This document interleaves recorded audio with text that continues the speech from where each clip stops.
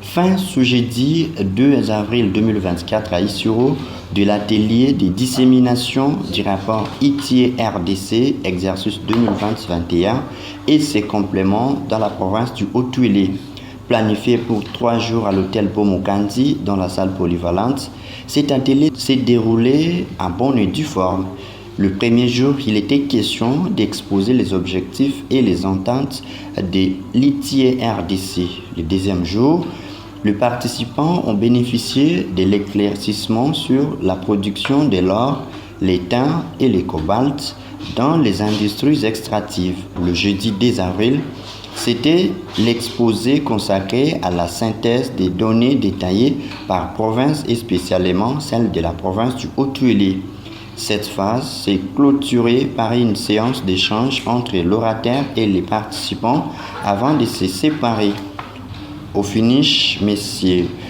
Baudry Omewatou, avant de se séparer, expert en ITIE-RDC, a donné l'essentiel à la presse. 3 jours d'atelier, nous avons dispensé la notion de l'ITIE, les ABC de l'ITIE. Nous avons également mis à la disposition des participants des informations en rapport avec les perceptions de l'État auprès des entreprises et le paiement des entreprises auprès de l'État, mais également les contextes dans lesquels les données de l'exploitation des ressources minières ont évolué. Je suis heureux particulièrement que les participants aient reconnu qu'ils ont été édifiés par rapport aux informations que nous avons mises à leur disposition, parce qu'il y a un certain nombre de choses qu'ils ignoraient, mais grâce à l'ITIE, aujourd'hui, ils ont appris beaucoup de choses. Ils promettent de mettre en œuvre un certain nombre d'actions pour que le débat puisse s'installer et que l'amélioration de la gouvernance également puisse aller avec. Et par ricochet, les niveaux de vie de la population puissent avoir un impact positif. L'État congolais qui met en œuvre l'ITIE donne des garanties à la société civile en ce qui concerne la liberté d'opinion. Après les propos de M. Baudry Omewatou Wamulumba, expert en ITIE-RDC, il était également question de recueillir les propos des participants à cet atelier. Suivez les Vox Pop réalisés par votre chaîne. Rodrigue Bailanda Kasereka, président du FNJ Haut-Tuélé. Nous avons été édifiés par l'ITIE.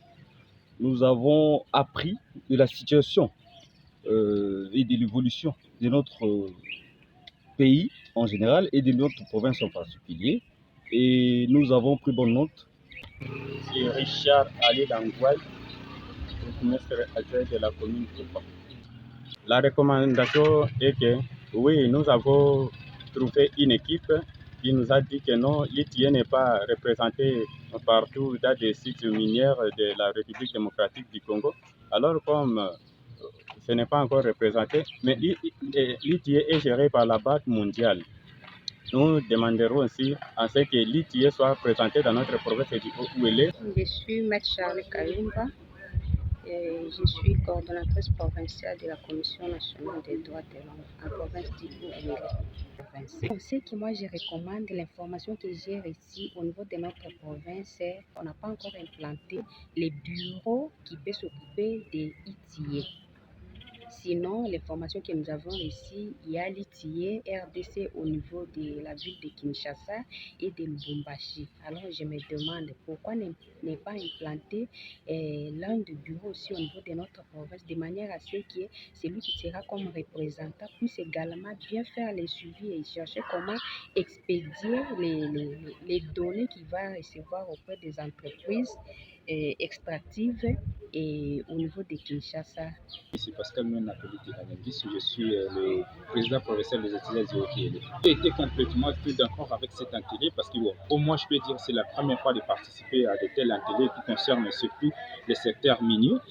Par rapport à l'initiative pour la transparence des industries extractives, Nous avons tellement apprécié cette initiative et surtout cet atelier de dissémination qui nous a permis d'avoir les données qui concernent l'exploitation minière au sein de notre province du Haut-Uélé.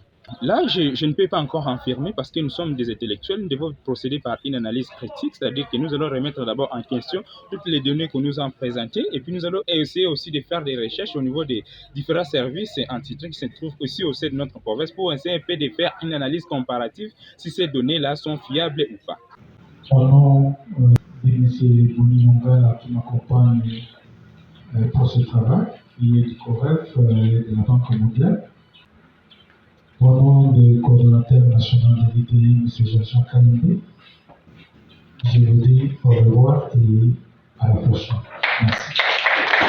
Rappelons que l'objectif général était de promouvoir le débat public sur la gouvernance du secteur extractif, mais aussi les objectifs spécifiques ont été la sensibilisation des parties prenantes sur la norme ITIE ou entraîner les parties prenantes à utiliser à bon escient les informations contenues dans les rapports ITIE RDC exercice 2020-2021. Commencé vers 9h, la séance des clôtures s'est achevée à 12h.